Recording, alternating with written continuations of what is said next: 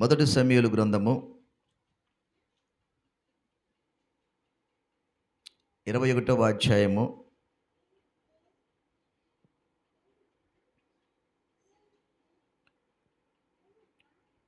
4-5 వచనాలు మనం చదువుకుందాం.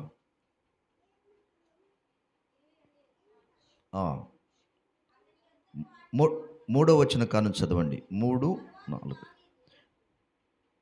మూడో వచనం. నీ యొద్ద ఏమి ఉన్నది? 5 రొట్టెలు గాని 21వ అధ్యాయము 3వ వచనం. మొదటి సమూయేలు గ్రంథం 21వ అధ్యాయం. నీ యొద్ద ఏమి ఉన్నది? 5 రొట్టెలు గాని మరేమియు గాని ఉండిన ఎడల అది నాకిమ్మని యాజకుడైన అహీమెలెకుతో అనగా యాజకుడు, సాధారణమైన రొట్టె నా యొద్ద లేదు, పనివారు స్త్రీలకు ఎడముగా నున్నవారైతే ప్రతిష్ఠితమైన రొట్టెలు గలవని దావీదుతో అనెను. అందుకు దావీదు, నిజముగా నేను బయలుదేరి వచ్చినప్పటి నుండి ఈ 3 దినములు స్త్రీలు మాకు దూరముగానే ఉన్నారు, పనివారి బట్టలు పవిత్రములే. దేవునికి స్తోత్రం. హల్లెలూయా. చూసారా నా ప్రియమైన దేవుని బిడ్డలారా, ఇక్కడ దేవుని వాక్యములో 6వ వచనాన్ని కూడా చదువుకుందాం. అంతటా యెహోవా సన్నిధి నుండి తీసివేయబడిన సన్నిధి రొట్టెలు తప్ప అక్కడ వేరు రొట్టెలు లేకపోగా, వెచ్చని రొట్టెలు వేయు దినమందు తీసివేయబడిన ప్రతిష్ఠితమైన రొట్టెలను యాజకుడు అతనికి ఇచ్చెను. చిన్న ప్రార్థన చేసుకుందాం. గనుడా నీకు వందనాలు. ఈ మొదటి పునరుద్ధాన ఆదివారం ఈ సంస్కారంలో తండ్రి నీ నామాన్ని ఎత్తిపెట్టి ప్రభువా నిన్ను స్తుతిస్తూ మీ పాద సన్నిధికి వస్తున్నాం. వాక్యమైన యేసయ్య నాతో మాతో మాట్లాడి బలపరిచి నీ కృపచేత నింపి స్వచ్ఛమైనటువంటి ప్రకాశమానమైనటువంటి వాక్యోపదేశం చేత మమ్మల్ని సిద్ధపరచమని యేసు నామములు అడిగి పొందుకున్నాము తండ్రి. ఆమేన్. చూడండి, ఇక్కడ చెప్పబడిన వాక్య భాగాన్ని మనం పరిశీలన చేస్తే జాగ్రత్తగా, ఎందుకంటే ప్రభు సంస్కారం, ప్రభు ఆయన శరీరమును ఆయన రొట్టెను మనము భుజించాలి. ఆయన శరీరము రొట్టె, ఆయన రక్తము ద్రాక్ష రసము. వినాలి జాగ్రత్తమ్మా. అయితే ఇక్కడ దావీదు వచ్చి యాజకుని అడుగుతున్నాడు. వింటున్నారా నాకు వెళ్ళి చూసి?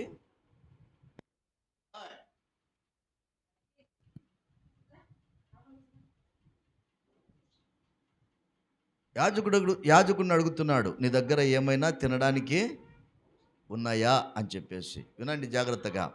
అంటే ఆ రొట్టెకు ఆ ద్రాక్ష రసానికి ఉన్నటువంటి ప్రత్యేకతను ఇక్కడ మనము గుర్తుపట్టగలుగుతాం. అంటే ఇక్కడ యాజకుడు అంటున్నాడు, ప్రతిష్ఠిత రొట్టెలు ఉన్నాయి. ఏ రొట్టెలువి? ప్రతిష్ఠితమైన రొట్టెలు కలవని దావీదుతో అనెను.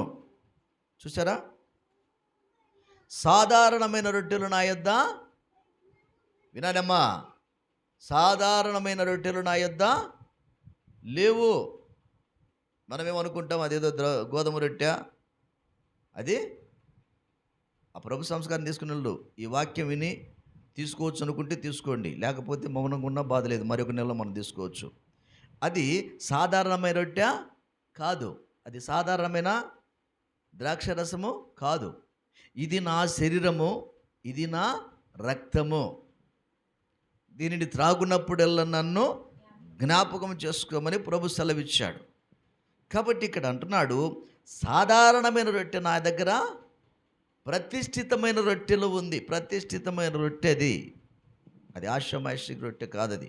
యేసు శరీరమని వివేచింపక, యేసు చాలామంది యేసు శరీరమని వివేచింపక తినుట వలన అనేకులు రోగులుగా ఉన్నారు. భక్తి అంటే ఏలమెర్రైపోయింది, సరైన అవగాహన లేదు, అంత మోడర్న్ వచ్చేసింది. మోడర్న్ ప్రపంచంలోకి మనం వచ్చేసాము. ఎక్కడ పట్టినా కూడా చూడండి నా ప్రేమైన దేవుని బిడ్డలారా, ఇక్కడ వాక్యాన్ని మనం పరిశీలన చేస్తే దేవుడు మొదటివాడు, కడపటివాడు. దేవునికి స్తోత్రం. ఆయన మార్పు లేని దేవుడు, కానీ మనమే అనేక రీతులుగా ఊసరి విలులాగా మనము రంగులు మార్చేవారుగా ఉన్నాం. ఆయన మార్పు లేని దేవుడు కనుక దావీదు వచ్చి అంటున్నాడు, అక్కడికి వచ్చి యాజకుడైన ఎలీమెలెకు అంటున్నాడు మాట, నీ దగ్గర ఏముంది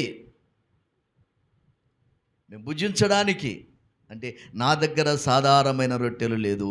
సాధారణమైన రొట్టె ఇక్కడ అదే కొరింథీ సంఘములో అపోస్తలుడైన పౌలు ఇంటింట రొట్టె విరిచేటి దినాల్లో ఎగబడి ఆ రొట్టె తినడానికి ద్రాక్షరసం తాగడానికి వస్తుంటే, రే బాబు మీకేమి ఇల్లు లేవా, ఇళ్ళలో తినొచ్చు కదా అన్నపానాలు, ఎందుకు వచ్చి దేవుని సన్నిధికి వచ్చి వ్యర్థంగా దేవుని యొక్క శరీరమును అనగా రొట్టెను మీరు భావించి భుజించడానికి ధైర్యం చేస్తున్నారని పౌలు చెబుతాడు కొరింథీ సంఘంతో. కాబట్టి ఇక్కడ చెప్పబడిన మాట ఏమిటంటే, ఇది సాధారణమైన ప్రభు సంస్కారం. అంటే అందుకే కనీసం నెలకు ఒకసారైనా సరైన ఒక సిద్ధపాటు కలిగి, ఎందుకు సిద్ధపడాలి, మనం ఆశీర్వదించబడాలంటే, మనము దీవించబడాలంటే, శుద్ధీకరణ మనకు అవసరము, పరిశుభ్రత అవసరం. ఎంత అవసరమో ఆత్మ శుద్ధీకరణ కూడా మనకంతే అవసరము.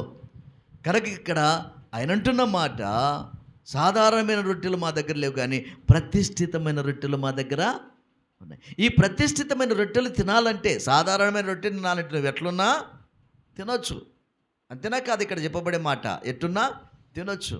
కానీ ఆ ప్రతిష్ఠితమైన రొట్టె తినాలంటే కనీసం 3 రోజులన్న ఎడంగా ఉండాలి. 3 రోజులన్నా ఎడంగా ఉండాలి, అన్ని విషయాల్లో కూడా. అర్థమవుతుందా? చెప్పండి. ఆడ చెప్పే మాట నా మాట కాదు, అది చదువుతారా మరొకసారి చూడండి. దేవుని వాక్యంలో దావీదు ఒక మాట అంటాడు అక్కడ. దావీదు ఏమంటున్నాడు అక్కడ, 5వ వచనం చదవమ్మా. అందుకు దావీదు, నిజముగా నేను బయలుదేరి వచ్చినప్పటి నుండి ఈ 3 దినములు స్త్రీలు మాకు దూరముగానే ఉన్నారు. పనివారి బట్టలు పవిత్రములే. చూసారా, బట్టలకు పవిత్రత కానీ చూపిస్తుంది ఇక్కడ. వస్త్రాలకు స్త్రీలు దూరంగా ఉండాలి. చూసారా ఎంత పవిత్రమైనదో యేసుక్రీస్తు యొక్క శరీరము, యేసుక్రీస్తు రక్తము. ఈ బోధ ఎక్కదు మనకు. ఈ బోధ ఎందుకు తెలుసా, మనల్ని దీవెనలతో నింపడానికి. దేవునికి స్తోత్రం. కాబట్టి ఇక్కడ అంటున్నాడు, సాధారణమైన రొట్టెలు నా దగ్గర లేవని యాజకుడు ఎప్పుడైతే అన్నాడో, సేవకుడు చెప్పాడో, వీరు అంటున్నారు. ఎందుకంటే దావీదుకు తెలుసు సాధారణమైన జీవితం ఏంటో, దేవునితో గడిపే జీవితం ఏంటో దావీదుకు బాగా తెలుసు. దేవుని సన్నిధి అంటే ఒక ప్రత్యేకంగా దేవుణ్ణి ఆరాధించే అలవాటు దావీదుకుంది. అందుకే దావీదును ఆరాధికుడు అంటారు. దేవునికి స్తోత్రం. దేవుణ్ణి ఆరాధించేవాడు ఎలా ఆరాధిస్తాడో తెలుసా? నా ప్రాణమా యెహోవాను సన్నుతించుము, 103వ కీర్తన. నా అంతరంగమున్న సమస్తమా ఆయన పరిశుద్ధ నామమును నా ప్రాణమా యెహోవాను సన్నుతించు. తన ప్రాణము, ఆత్మ, శరీరము అన్నీ కలిసి దేవుణ్ణి స్తుతించాలన్నది దావీదు యొక్క కోరిక. దేవునికి స్తోత్రం. అది భక్తిలో ఉన్న రహస్యం.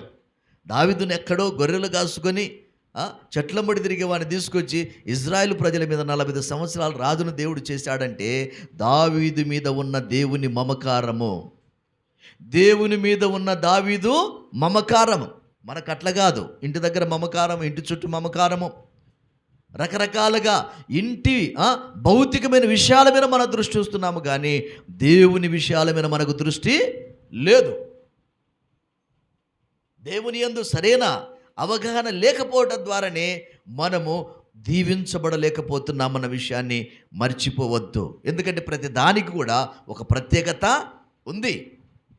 నువ్వు ప్రమోట్ అవ్వాలంటే దాని వెనుక ఒక ఎగ్జామినేషను ఉంది, పరీక్ష ఉంది. పరీక్ష లేకుండా నీవు పాస్ అవ్వడము సాధ్యము కాదు. ఇది కూడా దేవుని సన్నిధికి వచ్చిన నిన్ను నీవు పవిత్రపరచుకోవాలి. ఏం చేయాలి? పవిత్రపరచుకోవాలి. శుద్ధీకరణ కూడికల్లో మనము శుద్ధి కావాలి. ఎందుకంటే నెలంతా మైండ్ సెట్, వ్యాపారాలలో, పనికి వెళ్ళిన కాడ, ఇంట్లో కూర్చున్న కాడ, కుటుంబ పరంగా, భార్యాభర్తల మధ్య, తండ్రి పిల్లల మధ్య ఎన్నెన్నో మాటలు, పొరపచ్చలు, కాని మాటలు, అయిన మాటలు అన్నీ మాట్లాడుకొని ఉంటాం కదా. ఇవన్నీ కూడా దేవుని సన్నిధికి వచ్చిన మనము కనీసం అట్లీస్ట్ ఈ 3 దినాలన్నా ప్రభు సన్నిధిలో, ప్రభువా నా ఆత్మను నీకు అప్పగించుకుంటున్నాను. దేవునికి స్తోత్రం. ఎందుకో తెలుసా? నన్ను శుద్ధీకరణ చేయి ప్రభువా, నన్ను బాగా కడుగు, నాలో అపవిత్రత నీకు ఆయాసకరమైంది ఎక్కడైనా ఉంటుందేమో దాన్ని తీసివేయి నాయనా అని ప్రాధేయపడి మనము శుద్ధి చేసుకోవడానికి. పరిశుద్ధులంటే ఆయనకి ఎంతో ఇష్టం. దేవునికి స్తోత్రం. పరిశుద్ధులంటే ఎంతో ఇష్టం. కాబట్టి నా ప్రియమైన దేవుని బిడ్డలారా, ఈ 3 దినాలు ఏమంటాడు ఆయన? దావీదు ఏమంటున్నాడు? 3 దినాల నుంచి మేము స్త్రీలకు దూరంగానే. పురుషులు ఏమనాలి? స్త్రీలు ఏమనాలి? పురుషులకు దూరంగానే. చెప్పండి, అంతేనా కాదా వాక్యం? మేము 3 దినముల నుంచి, యాజకుడా, దైవజనుడా, ఆ శరీరం మాకు రొట్టె కావాలి. రొట్టె కావాలంటే ప్రతిష్ఠితమైన రొట్టెలు ఉన్నాయి, మామూలు రొట్టెలు లేవు. మంచివే, అవి మాకు తెలుసు. ఆ ప్రతిష్ఠితమైన రొట్టె తినడానికి మాకు అర్హత ఉంది. ఎందుకో తెలుసా? మేము 3 దినాల నుంచి అన్ని పక్కకు పెట్టాం. దేవునికి స్తోత్రం. చూసారా? ఎస్. ఏం దేవుని కోసం నెలకు 30 రోజులు కదా, 30 రోజుల్లో 27 రోజులు దేవుడు మనకిస్తే 3 దినాలు ప్రభు కోసం ఉండలేమా? నాకు దేవుడు ప్రేరేపించాడు కనుకనే. ఎందుకో శుద్ధీకరణ కూడికలు దయచేసి జనాల్లో మీరు చూడొద్దు, గుంపులు మీరు చూడొద్దు. రక్షణ పొందిన నీవు, బాప్తిసం పొందుకున్న నీవు, పరిశుద్ధాత్మను కలిగి ఉన్నటువంటి నీవు దేవుని సంఘములో నీ ఒక్కడితోటే ప్రారంభం కావాలి, నీ ఒక్కనితోటే ప్రారంభం కావాలి. దేవునికి స్తోత్రం. వారిలో ఒంటరి అయిన వాడు 1000 మంది అగుతాడు. నువ్వు ఒక్కడివి పరిశుద్ధంగా ఉంటే అంతేనా కదా, ముద్దంతా పరిశుద్ధతే. దేవునికి స్తోత్రం. హల్లెలూయా. ఒక్కదాన్ని చాలు, ఒకరితో పని లేదు. నాకు నేనుగా ప్రభు దగ్గర ఉండాలి. కారణం ఏంది తెలుసా నా ప్రియమైన దేవుని పిల్లరా? దేవుడు మంచి భవిష్యత్తుతో నిన్ను కట్టాలంటే, బ్లెస్సింగ్ ఆశీర్వదించాలంటే నీవు ఒక ప్రత్యేకతను సంతరించుకోవాలి. నువ్వు మొరపెడుతున్నావు, అడుగుతున్నావు, ప్రార్థన ప్రభుని అడుగుతున్నావు, ప్రభు ఎందుకు ఇవ్వట్లేదని కూడా గ్రహింపు. ఎందుకు నాకు దేవుడు కార్యం జరిగించలేదు? ఇవన్నీ కూడా ఆలోచన పూర్వకంగా సంఘములో నీవు ఒక నియమాన్ని అలవర్చుకున్నప్పుడు, ఇది ఆచారంగా ఉండకూడదు. మళ్ళీ ఎలా ఆచారంగా ఉండకూడదు, ఇది ఆత్మీయంగా ఉండాలి. ఇది నీ వ్యక్తిగతమైన భక్తి, ఇది నీ వ్యక్తిగతంగా నువ్వు మలుచుకోవాలి. కాబట్టి వ్యక్తిగతమైన అనుభవము ఆ 3 రోజులు ప్రభు కోసం నువ్వు ప్రతిష్ఠించాలి. కూలి పని 1000 రూపాయలు వచ్చిన దాన్ని పక్కన పెట్టాలంతే. నీ ఇంట్లో ఏ పని ఉన్నప్పటికీ కూడా. ఇంకోటి, ధర్మశాస్త్ర కాలములో వాళ్ళు ఎంత ఆచరించారో తెలుసా? ఆ ఆచారం అయితే భయంకరంగా ఉంటుంది. పచ్చి మంచినీళ్ళు కూడా తాగకూడదంట. వాళ్ళు ఆచరించారు. కానీ ఇప్పుడైతే యేసు రక్తం మనల్ని కడిగింది, శుద్ధి చేసింది, మనం అవన్నీ కాదు, కానీ అట్లీస్ట్ ప్రభు పాదాల దగ్గరకు వస్తున్నటువంటి ఆయన శరీరమును జ్ఞాపకం చేసుకుంటున్నాం మన జీవితాల్లో. ఇది వ్యక్తిగతమైన అనుభవము, ఇది ఆచారము కాదు, ఆచార సంబంధమైన భక్తి కానే కాదు. దాన్ని యాక్సెప్ట్ చేయడు దేవుడు. వేషధారి అంటాడు. మళ్ళీ దానికి వచ్చేసరికి ఇది నీ అంతరంగము పరిశోధించుకొని, హృదయ శుద్ధి గలవారు ధన్యులు, వారు దేవుణ్ణి చూస్తారని ప్రభు సెలవిచ్చాడు. కనుక ఈ హృదయము పరిశుభ్రంగా, నిమ్మలంగా ఆయన మీద దృష్టించి ఆయనతో సహవాసం చేయడానికి 3 దినాలు నిన్ను సిద్ధపరచుకున్నట్లయితే, అక్కడ అంటాడు అవి సాధారణమైన రొట్టెలు కాదు, సాధారణమైన దేవుడు కాదు మనం ఆరాధిస్తున్న దేవుడు. ఎట్టబడితే అట్లా ప్రవర్తించడానికి. కాబట్టి ఒక నియమాన్ని మనం అలవాటు చేసుకోవాలి. అది ఒకరు చెబితే వచ్చేది కాదు, కానీ వ్యక్తిగతంగా దేవుని ముఖదర్శనం చూసిన నీ అనుభవంలో ఖచ్చితంగా ఈ అలవాటును మనము మరి పాటించడానికి మనం సిద్ధపడాలి. ఆయన శరీరము ఏదది? ఎవ్వరు నీ కొరకు ఆయన శరీరాన్ని, ఎవ్వరు నీ కొరకు ఆయన రక్తాన్ని పెట్టలేదు, పెట్టరు కూడా. కేవలం ఆయన మాత్రమే. యేసయ్య నీ కొరకు నా కొరకు ఆయన శరీరము, ఆయన రక్తాన్ని, నలగొట్టబడిన శరీరం అది, పిండి చేయబడిన శరీరం అది, రొట్టెగా మార్చబడిన శరీరం అది. ఆ రొట్టెను మనం ఇప్పుడు భుజించబోతున్నాము. మనం ఎట్లా ఉండి తీసుకోవాలి చేయాలంటే? ఎంత ధైర్యం! నా ప్రేమైన దేవుని బిడ్డలారా, పరీక్షించుకుందాం చేవేసేటప్పుడు. రెండవది, ఆ రొట్టె భుజించిన తర్వాత, రొట్టెను భుజించిన యాజకుడు ఇచ్చాడు. చూడండి, ఇప్పుడు ఒకసారి ఆది కాండములోనికి వద్దాం. ఆది కాండములో మనం పరీక్ష చేస్తే చూడండి, ఇక్కడ ఇది మెలికు సేదెకు క్రమాన్ని చూపించినట్లుగా ఉంది. ఆది కాండములో మనం చదువుకుంటున్నప్పుడు అబ్రహాము ఏం చేశాడు అన్నదాన్ని మనం చూద్దాం. 18వ వచనాన్ని ఒకసారి చూద్దాము. 14వ అధ్యాయము 18వ వచనం. మరియు షాలేము రాజైన మెల్కీషెదెకు రొట్టెను ద్రాక్షరసమును తీసుకొని వచ్చెను. అతడు సర్వోన్నతుడగు దేవునికి యాజకుడు. అప్పుడు అతడు అబ్రహామును ఆశీర్వదించి, ఆకాశమునకు భూమికిని సృష్టికర్తయును సర్వోన్నతుడైన దేవుని వలన అబ్రహాము ఆశీర్వదించబడును గాక అనియు, నీ శత్రువులను నీ చేతికి అప్పగించిన సర్వోన్నతుడకు దేవుడు స్తుతించబడును గాక అనియు చెప్పెను. అప్పుడు అతడు అన్నింటిలో ఆయనకు 10వ వంతు దశమ భాగం ఇచ్చాడు. దేవునికి స్తోత్రం. ఇది ధర్మశాస్త్రం సంబంధించింది కాదు, ఇది మనస్సాక్షి కాలములోనే, ఆది కాలములోనే దేవుని యొక్క నియమం ఇది. దశమ భాగము ఏమంటారు? దశమ భాగం. నువ్వు వారానికి కూలికి పోతే, లేకపోతే ఉద్యోగం చేస్తే, ఇది అది ఒకటి ఫ్యాషన్ అయితే, ఏమి ఇవ్వాలా, ఇస్తే ఏమైందంట, ఇకపోతే ఇస్తేనేం కాదు, ఇకపోతే ఏం కాదు, కానీ ఇస్తే దాని విలువను నువ్వు తెలుసుకుంటావు. దేవునికి స్తోత్రం. దాని విలువను నువ్వు తెలుసుకుంటావు. వినండి జాగ్రత్తగా, మనసు పెట్టండి, పక్కన ఆలోచనలు పక్కన పెట్టండి. ఇక్కడ ఈ మెల్కీషెదెకు మరి షాలేము రాజు అక్కడ ఉన్నప్పుడు, ఇతను సర్వోన్నతుని దేవుని యాజకుడు, సేవకుడు. ఇప్పుడు ఈ సేవకుడు ఏం చేశాడు? రొట్టె వారికి ఇచ్చాడు. అబ్రహాముకు రొట్టె. ఇప్పుడు మనం కూడా, మీరు రొట్టె తీసుకుని, నేను రొట్టె తయారు చేశాము, రొట్టె మీరు తీసుకోబోతున్నారు.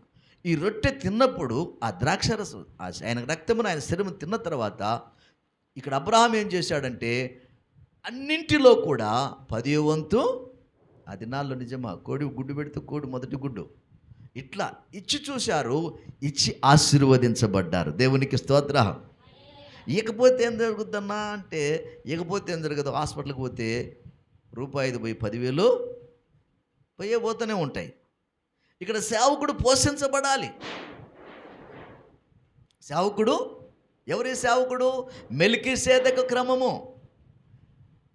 అన్ని విడిచిపెట్టి దేవునితో మమేకమై, దేవుని యొక్క యాజకుడు, దేవుని సేవకుడు, సేవ చేసేవారు, మందగాసేవాడు మందపాలు తాగాలి. అర్థమవుతుందమ్మా? నువ్వు గేదెలు కాసుకుంటూ పాలు తాగవు, అంతేగా? అట్లాగే కాసేవాడు, మందగాసేవాడు అంటే దేవుని సేవకుడు, సంఘాన్ని కాసేవాడు, సంఘ బిడ్డలు సేవకుడిని పోషించాలి. ఇది నేర్చుకోవాలి. ఒక క్రమం ఉంది దీనికి. ఈ క్రమాన్ని అలవర్చుకోవాలి. ఎందుకు ఈ క్రమం అంటే, నీవు ఆశీర్వదించబడడానికి. దేవునికి స్తోత్రం. అబ్రహాము తెలియకనే 10వ వంతు ఇచ్చేశాడు అన్నింటిలో కూడా, కానీ అబ్రహాము దేవుడు బహుగా ఆశీర్వదించాడు. దేవునికి స్తోత్రం. అబ్రహామును బహుగా చాలామంది అంటారు దశంభాగం కాదు. నిజమే, న్యూ టెస్టిమెంట్లోకి వచ్చేలోపు అంతకంటే కూడా ఎక్కువగా ఇవ్వచ్చు, కానీ దశమ భాగమే. అందుకే యేసుప్రభు అంటాడు, మీరు పుదీనాలోనో జీలకర్రలోనో 10వ వంతు ఇచ్చుచున్నారు, కానీ అన్నిటికీ ఇంకా అధికంగా నీకు కలిగిన దానికంటే ఎక్కువగా నువ్వు దేవునికి మొదట నీ హృదయాన్ని ఇవ్వాలి. ఏమి ఇవ్వాలి? మొదట హృదయాన్ని ఇవ్వాలి. రెండవది నీ కష్టార్జితాన్ని కూడా 10వ వంతు దేవునికి తెచ్చి ఇవ్వాలి. దేవునికి స్తోత్రం. ఎందుకు ఇవ్వాలి? అబ్రహామును ఆశీర్వదించిన దేవుడు నిన్ను ఆశీర్వదించాలంటే, అబ్రహామును బహు ధనవంతునిగా చేశాడని, అబ్రహాము గొప్ప ఉన్నతమైన వ్యక్తిగా దేవుడు తీర్చిదిద్దాడని దేవుని వాక్యము. అంత మాత్రమే కాదు, అబ్రహాము ఈరోజు విశ్వాసులకు తండ్రి. దేవునికి స్తోత్రం. అందుకే అక్కడ చెప్పబడిన మాట లూకా సువార్త 19వ అధ్యాయంలో, ఇతడును అబ్రహాము కుమారుడే, నేడు ఈ ఇంటికి రక్షణ వచ్చింది. దేవుని మాట వినేవాడు, దేవుని మాటకు లోబడేవాడు, దేవుని మాట ప్రకారం జీవించేవాడు రక్షించబడతాడు, పోషించబడతాడు, ఆశీర్వదించబడతాడు, అభివృద్ధి చెందుతాడు. దేవునికి స్తోత్రం. కాబట్టి నా ప్రియమైన దేవుని బిడ్డలారా, ఇక్కడ దేవుని వాక్యం సెలవిచ్చిన మాట ప్రకారము మొట్టమొదట మన పరిశుద్ధతను జాగ్రత్తగా మనము కాపాడుకోవాలి. వినండి మాటలు, ఎవరైనా సరే ఈ వాక్యం వింటున్న నా ప్రేమైన సహోదరి సహోదరుడా, నువ్వు ఇలా ఎదుగుదల ఎందుకు లేదు తెలుసా? నువ్వు 10వ భాగము దేవునికి ఇవ్వలేదు, పవిత్ర హృదయముతో దేవుని సన్నిధికి నీవు రావట్లేదు, కనుకనే నీకు రోగాలు. నేను చెప్పట్లేదు, కొరింథీ పత్రిక ఒక్క మాట చెప్పి నేను ముగిస్తాను, చదువుదాం. చూసారా, కొరింథీలు రాసిన పత్రిక 11వ అధ్యాయంలో అక్కడ చెప్పబడిన మాట. లక్షలైన హాస్పిటల్లో పెడతాము, కానీ చాలామంది ఈ మాటలు ఖండించే బోధకుడు కూడా లేకపోలేదు, కానీ వారికి సరైన అవగాహన లేదని ఈ వాక్యము సెలవిస్తుంది. చదువుతారా? 11వ అధ్యాయము చదవండి. 23వ వచనములో భక్తుడు అంటాడు ఇక్కడ, 27వ వచనం చదువుదామమ్మా. కాబట్టి ఎవడు అయోగ్యముగా ప్రభువు యొక్క రొట్టెను తినుడో, లేక ఆయన పాత్రలోనిది త్రాగునో, ఆ ప్రభువు యొక్క శరీరమును గూర్చియో రక్తమును గూర్చియో అపరాధి అగును. కాబట్టి ప్రతి మనుష్యుడు తన్ను తాను పరీక్షించుకొనవలెను. చూసారా, పరీక్షించుకోవాలి. అలాగు చేసి ఆ రొట్టెను తిని ఆ పాత్రలోనిది తాగవలెను. ప్రభువు శరీరమని వివేచింపక తిని త్రాగువాడు, చూసారా, తనకు శిక్షావిధి కలుగుటకే తిని త్రాగుచున్నాడు. ఇందువల్లనే అనేకులు బలహీనులను రోగులునై ఉన్నారు. చాలామంది నిద్రిస్తున్నారు, వాక్య విరుద్ధమైన జీవితాన్ని జీవిస్తూ. నా ప్రియమైన దేవుని బిడ్డలారా, వాక్యానికి అనుకూలంగా జీవించక వారి ఆత్మీయ జీవితంలో పొందుకున్న ఆత్మను పోగొట్టుకొని మరలా వెనక్కి వెళ్ళిపోయిన వారు ఎందరో ఉన్నారు. ఈనాడు కూడా వారు ఉన్నారు. కనుక ఇక్కడ అంటాడు, దేవుడు నాకు అప్పగించిన దాన్ని నేను ప్రభు వలన పొందుకున్నాను. కాబట్టి 2 పాయింట్లు నేను చెప్పాను మీకు. మొట్టమొదటి పాయింట్, మనము పరిశుద్ధపరచుకోవాలి. దేవునికి స్తోత్రం, హల్లెలూయా.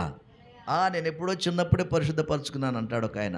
నేను ఎప్పుడో చిన్నప్పుడే బాప్తిస్తుంది. చిన్నప్పుడు మారు మనసుకు తగిన ఫలములు ఫలించే బాప్తిసము మనకు అవసరము. బాప్తిసం పొందినాక పరిశుద్ధాత్మ కోసం కనిపెట్టాలి. పరిశుద్ధాత్మ కూడికలను నువ్వు అదిగో ఆ 3 దినాలు ప్రత్యేకించుకుంటే ఏం తీసుకోకుండా ప్రభువు నిన్ను గొప్ప శక్తితో నింపుతాడు. దేవునికి స్తోత్రం. నీ బలము ఆయన బలం ముందు సాటి కాదు. నీ బలం ఎప్పుడైతే కరిగిపోతుందో, నీ బలమైతే ఉడికిపోతుందో, నీ బలమైతే బలహీనపడుతుందో, ఆయన బలము నీలోనికి వస్తుంది. నువ్వు బలవంతుడవు, బలవంతురాలవు అవుతావు. దేవునికి స్తోత్రం. అందుకే దావీదు అంటున్నాడు, అయ్యా మా స్త్రీలకు మేము 3 దినాలు మేము దూరంగా, మా పనివారి వస్త్రాలు పవిత్రంగా ఉన్నాయి. దేవునికి స్తోత్రం. పరిశుద్ధమైన జీవితాన్ని ప్రభు కోరుకుంటాడండి. మన ప్రభు పరిశుద్ధుడు. అందుకే బైబిల్ పేరు పరిశుద్ధ గ్రంథము. ఏ గ్రంథం ఇది? పరిశుద్ధ గ్రంథము. ఆరాధన క్రమము. మొదట ఏం చెప్పాను? ఆయన ఆరాధించేవారు ఆత్మతో సత్యముతో ఆరాధించాలి. అనగా వారిని ప్రభుకు ప్రతిష్ఠించుకున్న అనుభవంలోనికి, ఎత్తైన అనుభవంలో వారు ఆరాధకులుగా మారాలి.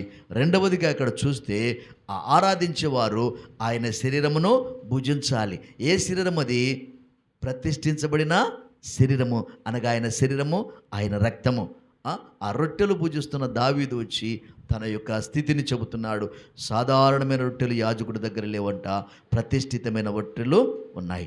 ఆ రొట్టెను, ఆ ద్రాక్ష రసమును తాగాలి. దేవునికి స్తోత్రం.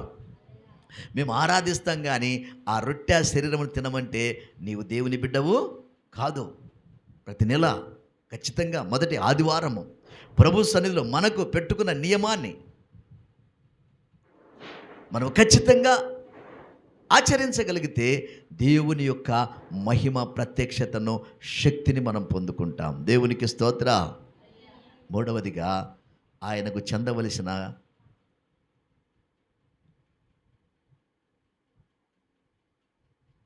చెందవలసినది ఆయనకు చెందించాలి. ఆ మెలికీసేదెకు వచ్చి అబ్రహాముకు రొట్టెనిచ్చినప్పుడు ఆ రొట్టె తిని అబ్రహాము ఆ రొట్టె ఇస్తూ ఆశీర్వదించాడు. నువ్వు ఈ రొట్టె తింటుంటే సేవకుడు నిన్ను ఆశీర్వదిస్తాడు. ఆశీర్వదించినప్పుడు అబ్రహాము అన్నింటిలో కూడా 10వ వంతు దశమ భాగము ఇచ్చాడు. నువ్వు 100 రూపాయలు సంపాదించుకుంటే 10 రూపాయల పక్కకేమని దేవుని వాక్యం చెబుతుంది. దేవునికి స్తోత్రం. ఎందుకంటే మన చిన్న చిన్న సంఘాలు కదా, మనము పోషించబడాలి. దేవుని సేవకుడు పోషించబడాలి. నువ్వు చిన్న సంఘమా పెద్ద సంఘమా కాదు, నీ బాధ్యత నీవు విశ్వాసి నెరవేర్చాలి. సేవకుడి బాధ్యత సేవకుడు నెరవేర్చాలి. ఇప్పుడు అదే సమస్య. సేవకుడి బాధ్యత సేవకుడు నెరవేర్చట్లేదు. సేవకులు మరి చెప్పుకుంటూ రకరకాలకు వచ్చి ఫుల్లీట్ అయిపోయి దేవుని నియమము తప్పిపోయింది. కనుకనే ఇప్పుడు అతివృష్టి అనావృష్టి పనిచేస్తుంది. ఎక్కడ పట్టిన కేరళ రాష్ట్రంలో భయంకరమైన మరణం, వర్ష ప్రభావం వలన కుటుంబాలు ఊరక శవాలను తీసేస్తున్నారు. నా ప్రియమైన దేవుని బిడ్డలారా, ఏది ఏమైనా ఏం జరిగినా జీవిస్తున్న మనము, దేవునితో సహవాసం చేస్తున్న మనము ఇక్కడ పవిత్ర హృదయంలో దేవుని సన్నిధికి రావాలి. అర్థమైందా మా మాటలు? అర్థమైందా? వచ్చే నెల నుంచి అలా మనం నియమాన్ని ప్రభు సన్నిధిలో గడుపుదామా? చెప్పాలి. ఎందుకు? మనం ఆశీర్వదించబడడానికి, మనము దీవించబడడానికి, ఇంకా మనము ఉత్తేజంతో ప్రభు సన్నిధిలో 3-4 తినకపోతే, 3 రోజులు తినకపోతే దేవునికి స్తోత్రం, హల్లెలూయా. వినండి, అర్థమవుతుంది ఈ మాటలు? ఏం కాదు. ఎందుకంటే దేవుని శక్తి ఏంటో మనం అనుభవిస్తాం. ఉపవాసంలో ఉన్న శక్తి, శ్రమే కానీ తర్వాత విజయం మనకు దేవుడిచ్చేవాడుగా ఉన్నాడు. దేవునికి స్తోత్రం. చాలా హ్యాపీగా ఉంది నాకు ఈ 3 రోజులు దేవుని మయంపరుస్తున్నప్పుడు. చాలా హ్యాపీగా ఉంది. ఇంకా సేవకులు పిలిపించవచ్చు, కానీ మన పరిస్థితి సరైన అనుభవం లేదు కనుక కొంతలో కొంత మనము దేవుని స్తుతించగలిగాం. ప్రభు సంస్కారం దీన్ని ఆచారం కాదు, మళ్ళీ నేను చెప్పేది ఇది ఒక నియమంగా మనం ఎట్లయితే దైనందిత కాలకృత్యాలు మనం ఎట్లా జీవనం కొనసాగిస్తున్నామో, జీవము కలిగిన దేవుని సంఘములో కూడా మన ప్రవర్తన సరిగా ఉండాలి. ఆ ప్రవర్తన సరిగా ఉండాలి అన్న దాని విషయంలోనే 3 విషయాలు ప్రభు మాట్లాడాడు. ఒకటి, మనము ఆత్మ సత్యముతో మనము సత్యమే ప్రకటించాలి, కానీ అసత్యానికి నేను దినమందు నేను చూస్తున్నాను, టీవీలో చూసినప్పుడు ఒకడు గర్వాపాశం చెప్పి 20 సంవత్సరాలు సేవ చేశాడంట. మళ్ళా మళ్ళా వెనక్కి వెళ్ళిపోయాడు, బైబిల్ వదిలిపెట్టి. పాస్టరే, సంఘం 500 మంది సంఘం అంట. మరి ఆయనకేం వచ్చిందో నాకు అర్థం కావట్లేదు. ఏం కనిపించిందో ఏం కనిపించలేదో మరలా బైబిల్ వదిలిపెట్టి ఇది సత్యం కాదన్నాడంట. కానీ ఇదే సత్యం. దేవునికి స్తోత్రం. ఇది సత్యము. ఎందుకో తెలుసా? ఆయన ఈ లోకానికి రావడం సత్యము, ఆయన అద్భుతాలు చేయడం సత్యము, శ్రమలు అనుభవించడం సత్యము, నీ కొరకు నా కొరకు కలవరి శిలువలో మరణించడం సత్యము, ఆయన మరణించి 3వ దినమున తిరిగి లెగవడం సత్యము. దేవునికి స్తోత్రం. నీ కొరకు నా కొరకు ప్రాణం పెట్టి మరలా తిరిగి లేచాడు. ఈ సమయంలో ప్రభు మాట్లాడుతున్నాడు, మరణించిన నీకు నాకు కూడా మరలా మనము బ్రతుకుతాము. దేవునికి స్తోత్ర. నా మాట విని నన్ను పంపిన వాని యందు విశ్వాసం ఉంచిన వాడు చనిపోయినను బ్రతుకును, బ్రతికి నా యందు విశ్వాసం ఉంచిన వాడు ఎన్నడూ చనిపోడు. అంతే. పరలోకము నుండి దిగి వచ్చిన జీవ ఆహారమును నేనే. ఈ ఆహారమును భుజిస్తే వాడెన్నడూ చనిపోడట. నా శరీరమును తిని నా రక్తము త్రాగువాడే నిత్య జీవమును పొందుకుంటాడు. నిత్య జీవ సంబంధమైన జీవితం. ఈ లోకంలో నీకు ఏమి ఉన్నా ఏమి లేకపోయినా పర్వాలేదు, కానీ నీకు దేవుడు ఒకరోజు నిత్య జీవాన్ని ఇస్తాడు. దేవునికి స్తోత్ర. ఆ నిత్యత్వంలో నీవు ఉంటావు, ఆ మహిమలో నీవు ఉంటావు. ఆ మహిమలో అదిగో యుగ యుగాలు ప్రభుతో పరిశుద్ధుల సహవాసములో ఆ నిత్య సియోనులో నీవు ఉండాలని చెప్పంటే, ఈ లోకంలో నీ నుంచే ప్రారంభం కావాలి నీ ఇల్లు మారడానికి. దేవునికి స్తోత్ర. నీ నుంచే నీ ఇల్లు మారాలి. నీ కుటుంబం అంతా కూడా ప్రభు సన్నిధిలో గడపాలి. నేను నా ఇంటి వారును యెహోవా అంటాడు, యెహోవానే సేవిస్తాను. నువ్వు ఒక్కస్తే సంతోషమా? నీ భర్త విడవబడితే సంతోషమా? నీ పిల్లలు విడవబడితే సంతోషమా? ఉండదే. మనం ఒక్కరు తిని సంతోషిస్తామా? కుటుంబం అంతా తింటే బాగుంటుంది అంటాం కదా. అలాగనే ఆయన శరీరమును, ఆయన రక్తము కుటుంబానికి అంతా అప్లై చేయాలి. దేవునికి స్తోత్రం. కాబట్టి ఇది నా ప్రభు మాట్లాడుతున్న ప్రేమ దేవుని బిడ్డారా, జాగ్రత్తగా మనం పరీక్ష చేసుకుందాం. ఇందువలననే, ఎందుకంటే బైబిల్ అంటుంది, దొంగలు అంటుంది వాక్యం. ఏమంటుంది? మలాకి గ్రంథములు అంటాడు, నన్ను నా దగ్గర మీరు దొంగులుతున్నారు. నేను మీకు ఇచ్చా, అడిగింది మీకు ఇచ్చాను, కానీ మీరు మరలా నాకు ఇవ్వాల్సింది అంటే ఆయనకు కొదవై అడగట్లేదు నీ దగ్గర. నిన్ను పరీక్షించి నీ ఆలోచన విధానాన్ని ఆయన గమనించడానికి ఆ పని చెబుతున్నాడు. అంతే కదా. బిడ్డలకు మనం ఇచ్చాం, మరలా ఏదైనా కొంచెం పెట్టంటాం. ఎందుకు? ఆ బిడ్డ ఇస్తాడు ఇవ్వడా దాన్ని పరీక్షించడానికి. ఇస్తున్నప్పుడు సంతోషంగా తీసుకుంటాం, కానీ మరలా బిడ్డకే. దేవునికి స్తోత్రం. హల్లెలూయా. అందుకే నువ్వు గాన నాకిస్తే, చదువుతాం 3వ అధ్యాయం 10వ వచనం చదవమ్మా. దేవుని సన్నిధిలో సంఘములో దేవుడు పెట్టిన నియమం, మలాకి గ్రంథము, నా మందిరములో ఆహారముడునట్లు 10వ భాగమంతయు మీరు నా మందిరపు నిధిలోనికి తీసుకొని రండి. దీన్ని చేసి మీరు నన్ను శోధించిన ఎడల నేను ఆకాశపు వాక్యములను విప్పి పట్టజాలనంత విస్తారమైన దీవెనలు నేను మీకు కుమ్మరిస్తానని సైన్యములకు అధిపతిగా యెహోవా సెలవిస్తున్నాడు. దేవునికి స్తోత్ర. పట్టజాలనంత విశ్వసించాలి, మాట నమ్మాలి. నమ్మి ప్రభువు కొరకు నీ దేవుని మందిరములో ఆహారం ఉండాలి. ఈ ఆహారం అందరము సంఘము భుజించాలి. ఇది నా శరీరము, ఇది నా రక్తము. ఆయన శరీరము, ఆయన రక్తము, మనమందరము ఒకే పానము చేస్తున్నాము. దేవునికి స్తోత్ర. ఆది అపోస్తల కాలంలో అలా జీవించారు వాళ్ళు. వారికి కలిగినది ఏది కూడా నాది అని వారు అనుకోలేదట. అలా సంఘములో నీ బాధ్యతను నిర్వహించాలని ప్రభు ఇదిగో ఇది నాన్న గుర్తు చేస్తున్నాడు. నీ బాధ్యతని గుర్తించాలి. ఇది నీ సంఘం, నీవు సంఘములో నాటబడిన నీవు. అంతేకాని ఇది ఆచారంగా ఉండకూడదు. కోపం వచ్చినప్పుడు ఒక చోటుకి వెళ్ళడము, కోపం రానిప్పుడు మళ్ళీ ఇక్కడికి రావడం, కప్పగంతులు వేసినట్లా. దానివల్ల భక్తికి సాదృశ్యము, భక్తికి లేదు విలువ. నువ్వు ఎక్కడ నాటబడ్డావో, ఎక్కడ ప్రభు సన్నిధిలో, అక్కడనే నువ్వు పడిపోయిన చోట నువ్వు ఎతకడం మొదలుపెట్టాలి. దేవునికి స్తోత్ర. అక్కడే దొరుకుతుంది. నా ప్రియమైన దేవుని బిడ్డ, ఏ స్థితిలో ప్రభు దగ్గరికి వచ్చావో, ఏ స్థితిలో ప్రభుని అంగీకరించావో, ఆ స్థితిని నువ్వు మర్చిపోకుండా, ఏ స్థితిలో నిన్ను దర్శించాడో మర్చిపోకుండా ప్రభు కోసం నువ్వు నిలబడగలిగితే, ప్రభు విషయంలో అదిగో మొదట నీవు ఆత్మ సత్య సంబంధమైన ఆరాధన అలవర్చుకొని ప్రభుని ఆరాధన సిగ్గుపడకూడదు. ప్రార్థన చేసేటప్పుడు సిగ్గుపడాల్సిన అవసరము లేదు. దేవుని స్తుతించి పాటలు పాడేటప్పుడు నీకు దేవుడిచ్చిన స్వరము, దేవుడు నీకు ఇచ్చిన ఆ వరము, ఆ విధానంలో నేను దేవుడిని స్తుతించాలంతే. నాకు పాట రాదు, ప్రార్థన రాదంటే పోయినంతకాలం నువ్వు అట్టాగే నీ ఆరాధన దేవునికి ఇష్టం లేదు. ఆరాధించాల గంభీరంగా, మనుషులు చూడాలని కాదు, దేవుడు నిన్ను దృష్టించులాగన ఆరాధన ఉండాలి. రెండవదిగా నీవు ఆయన శరీరమును ఆయన రక్తమును ఖచ్చితంగా పానము చేయాలి. ఆయన శరీరము నువ్వు భుజించాలంతే. భుజించాలంటే నీలో సిద్ధపాటు అనేది ఉండాలి. పరిశుద్ధమైనటువంటి మనసుతో ప్రభు సన్నిధిలో ఆ శరీరములో ఆ రక్తములో నీవు చేయి వేయాలి. బలలో దేవునికి స్తోత్రం. చేయి వేసి తిన్న నీవు నీ కష్టార్జితాన్ని నీవు దేవునికి దశమ భాగముగా ఇవ్వాలి. దేవునికి స్తోత్రం. ఇంకా నీకు వర్ధిల్లుతే ఎక్కువ దేవుడిస్తే, కోల్గేట్ కంపెనీ, కోల్గేట్ పళ్ళు కొనుక్కుంటారు కదా, పళ్ళు బ్రష్ చేసుకుంటారు కదా, కోల్గేట్ కంపెనీ ఒకప్పుడు అంట అతనికి 100 రూపాయలు ఇస్తే 10 రూపాయలు దేవుడికి ఇచ్చాడంట.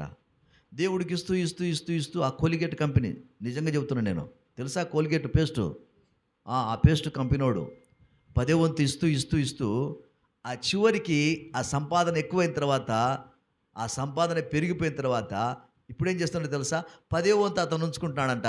100లో 90 దేవునికి స్తోత్రం. హల్లెలూయా. అర్థమవుతుంది మాట. మొదటేమో 90 రూపాయలు ఉంచుకొని 10 రూపాయలు దేవుడికి ఇచ్చేవాడు. ఇప్పుడేమో 90 రూపాయలు దేవునికి ఇచ్చి 10 రూపాయలు అతనికి ఎక్కువైపోతుందంట. ఇలా నీవు దేవుని కోసం జీవిస్తే, సంఘంలో మీరు చూస్తున్నారుగా, సేవకులు వస్తున్నారు, వారికి కానుకలు, వచ్చేపోయే సేవకుల విషయం అయితేనేమి, కుటుంబం అయితేనేమి, ఈ పోషణ ఎవరో దేవుని బిడ్డలు కొందరున్నారు, గుప్పిలు విప్పుతున్నారు. దైవజనుడిని ప్రేమించి, మన సంఘాన్ని ప్రేమించి. నేను ఎందుకు ఈ విషయం చెప్తున్నాను తెలుసా నా ప్రేమ దేవుని బిడ్డలారా? ఎవరితో చేతులు చాపేది కాదు మనము. వారి ప్రేరేపణ ద్వారా వారు సహకరిస్తే ఈ సేవ కొనసాగుతుంది. నేనంటాను, ఈ ఆత్మ సంబంధమైన సంఘంలో కట్టబడిన నీవు ఖచ్చితంగా ఒకరోజు ఫలిస్తావు. దేవునికి స్తోత్రం. నువ్వు తప్పనిసరిగా ఫలిస్తావు. ఫలించాలంటే ఖచ్చితంగా మనల్ని మనం దేవునికి ప్రతిష్ఠించుకోవాలి. దేవునికి స్తోత్రం. సేవకుడిగా నేను ప్రతిష్ఠించుకోవాలి. విశ్వాసులుగా మీరు ప్రతిష్ఠిత జనంగా, మనం పరిశుద్ధ జనం. మనం ఎవరు? మనము పేతురు పత్రికలు అంటాడు, మీరు రాజులను అయిన యాజక సమూహము, దేవుని సొత్తైన ప్రజలం. దేవుని సొత్తు మనం. విలువ పెట్టి కొన్నాడు ఆయన, స్వరక్తమిచ్చి ఆయన మనల్ని కొన్నాడు. కన్న దేవుడు. ఆ దేవునికి మనము నమ్మకంగా బ్రతుకుదాం. దేవుడు ఎందుకు ప్రేరేపించాడు నాకు ఇది నాన్న? ఆత్మదేవుడు తెలియపరిస్తేనే దావీదు మరి అక్కడ పరిశుద్ధంగా ఆ ప్రతిష్ఠితమైన రొట్టెను తీసుకున్నాడు. అబ్రహాము ఆ మెల్కీషేదెకు క్రమం ప్రకారము రొట్టెను భుజించిన తర్వాత 10వ వంతు ఇచ్చాడు. మళ్ళీ మనం పరీక్ష చేసుకుందాం. నెలకు మొదటి పునరుద్ధరణ ఆదివారానికి ముందుగా మనం 3 రోజులు మళ్ళీ మనము ప్రభుకు అప్పగించుకొని పరిశుద్ధంగా ఆచరిస్తాను ప్రభు అని మోకరించి ప్రార్థన చేసుకుందాం. పాపినైన నన్ను రక్షించావయ్యా. ఏ యోగ్యత లేని నన్ను యోగ్యునిగా, యోగ్యురాలుగా మార్చావు తండ్రి. ఏమి ఇవ్వగలనయ్యా నీ ప్రేమకు? అవును ప్రభువా, ఏ పరిశుద్ధత లేని నన్ను నీవు రక్షించుకున్నావని చెప్పేసి ఎవరికి వారుగా మోకారించి, వీలైతే పెద్ద మోకాల మీద ప్రభు సన్నిధిలో మనము ఆయన శరీరమును, ఆయన రక్తమును మనము జ్ఞాపకం చేసుకుంటూ మరి యొక్క పాత్రలో చేవేయబోతున్నాం మనం. ఈ పాత్ర నా శరీరము, ఇది కొత్త నిబంధన, రక్తము కొత్త నిబంధన. దీన్ని తిన్నప్పుడు, దీన్ని తాగినప్పుడు నన్ను జ్ఞాపకం చేసుకోమంటున్నా ప్రభు. జాగ్రత్త. ఆయన మహిమను జ్ఞాపకం చేసుకోవాలి, ఆయన పరిశుద్ధతను జ్ఞాపకం చేసుకోవాలి, ఆయన శక్తిని జ్ఞాపకం చేసుకోవాలి. ఆకాశ మహాకాశములు పట్టజాలనిది కామాశాలాదారా బాబా. అటువంటి దేవుడిని జ్ఞాపకం చేసుకొని, ఆయన నీ కొరకు నల్లగొట్టబడ్డాడు, ఆయనకు నీ కొరకు పిడిగుద్దులు, నీ కొరకు శరీరం అంతా కూడా తూట్లు తూట్లుగా పొడిపించుకొని గాయపరచబడ్డాయి. చివరి రక్తపు బొట్టు వరకు కూడా ఆయన నీ కొరకు రక్తము చిందించాడు. ఆయన హృదయ ధారలు చివరికి మిగిలినాయి. యేసయ్య ఏమి మిగిలెను?